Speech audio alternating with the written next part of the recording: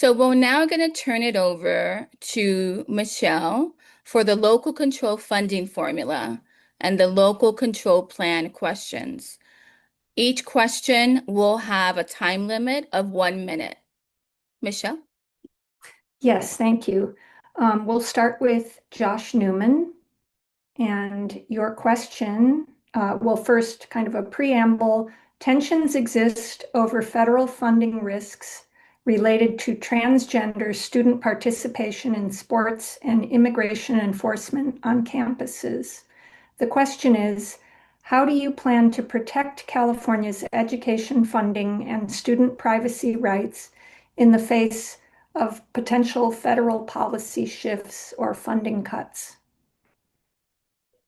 So, this has been, a very fraught issue for a number of years, but California's commitment is really explicit to the protection of the rights and privacy of every student.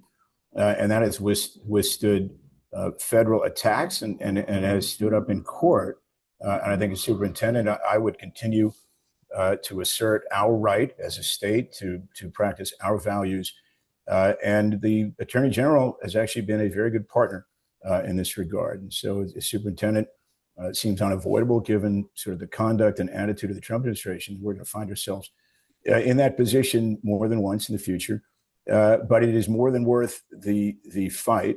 Every student in California, irrespective of their gender identity, their gender presentation, everything they are, or their immigration status for that matter, is absolutely deserving of the assurance of privacy, dignity, and protection in school. And that has to be a North Star for any superintendent. Thank you. The next question is for Nichelle, and it's about adjusting the LCFF equity gap. If the state shifts from average daily attendance, or ADA, to enrollment-based funding, the local control funding formula will require a massive recalibration. How will you work with the legislature to adjust the supplemental and concentration grants so that high-need districts don't lose their equity advantage during the transition? Well, the idea with moving away from an attendance-based model to an enrollment-based model shouldn't cause loss. The idea is we should be looking through the lens of equity. So smaller schools, districts, and districts where the income level of residents is lower, we have more multifamily dwellings versus homes, and you're not getting that tax revenue, and we're not looking at increasing the base of Prop 98. We have to think in terms of how we bring the districts that are hurting for dollars up to a level where there is some equity, and where no school loses their funding, but they gain on the side of having funding come in based off of their capacity, not what they actually have in classrooms. Thank you. The next question is for Richard. This is about defining local control versus state mandates. And the question is, districts often argue that local control is undermined by unfunded state mandates. How will you ensure that new legislative requirements for literacy or mental health come with dedicated funding rather than forcing districts to dip into their base local control funding formula grants? Yeah, well, we need to, and I really appreciate that question. We need to start with the understanding that the money that comes into Prop 98, and many of us have commented that Prop 98 is not supposed to be a ceiling, it's supposed to be a floor. But the money that comes into Prop 98 is the money that the state then distributes out to school districts. And when the state decides to tie that money up rather than, increasing the base grant of LCFF, that is the source of these unfunded mandates. It's also the source of, districts spending an enormous amount of time in compliance, with these categorical grants that come down. So we need to begin by increasing the base funding.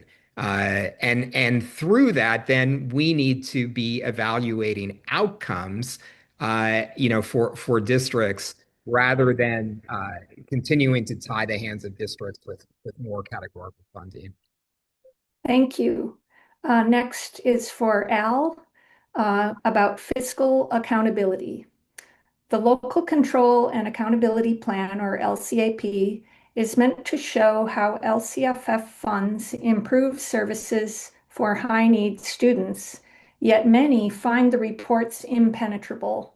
What specific reforms will you propose to the legislature to make LCAPs more transparent and easier for parents to use as a tool to prevent school closures? Yes, so I actually I have legislation that's pending in the legislature now to try to simplify the LCAP reporting requirements so that we make it more user-friendly for parents and families.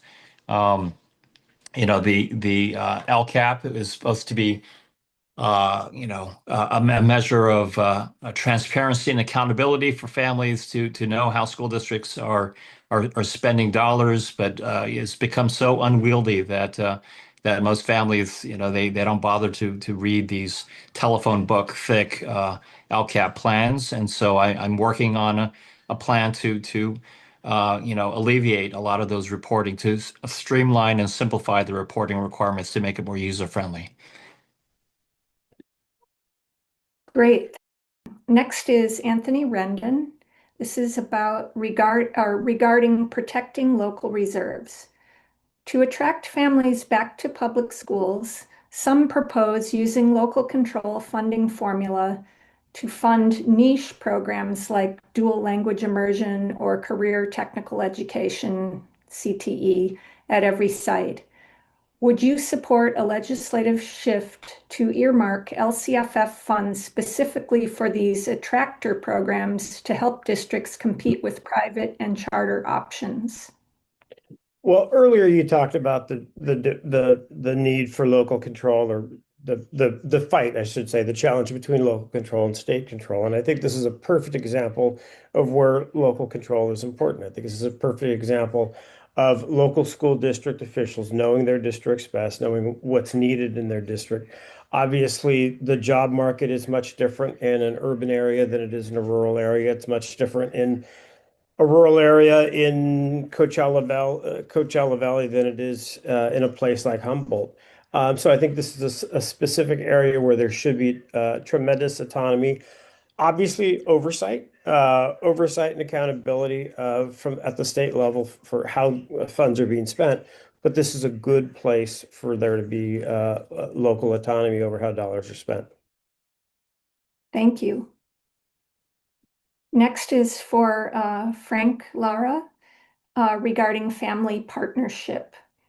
Please share your stance on family engagement and what is your commitment to see it consistently threaded through our educational system? Thank you for this. And even in San Francisco, I'm very well known in terms of my family partnership. It's the reason why our school is the only school that continues to host temporary housing for our families in their physical education gym. And that's because of the family and educator partnership. Myself, I received an award for raising over $100,000 for undocumented families through the Undocu Fund when we were receiving paychecks by the then administration during COVID.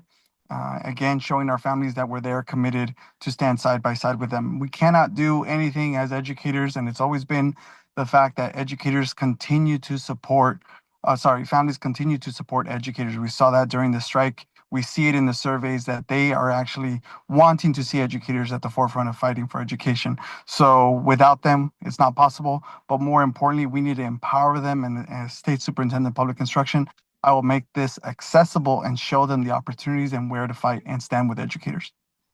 Thank you. Next is for Gus regarding multilingual learners. How will you support English learners, especially those from less common language backgrounds, if elected? So I love that question.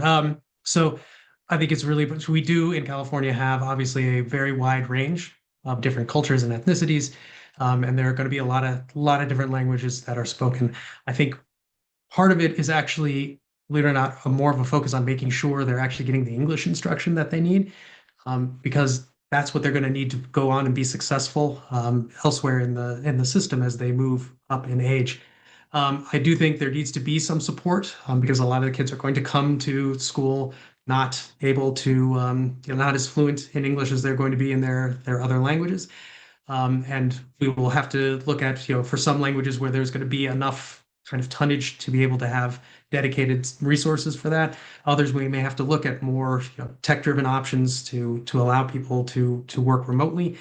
Because some of the languages are a little more niche, but I will make sure that I will do everything that I can as superintendent to make sure that we are addressing either dedicated resources that are local or using technology to help, and but also making sure they get the English instruction they need so they can be successful. Thank you. Thank you.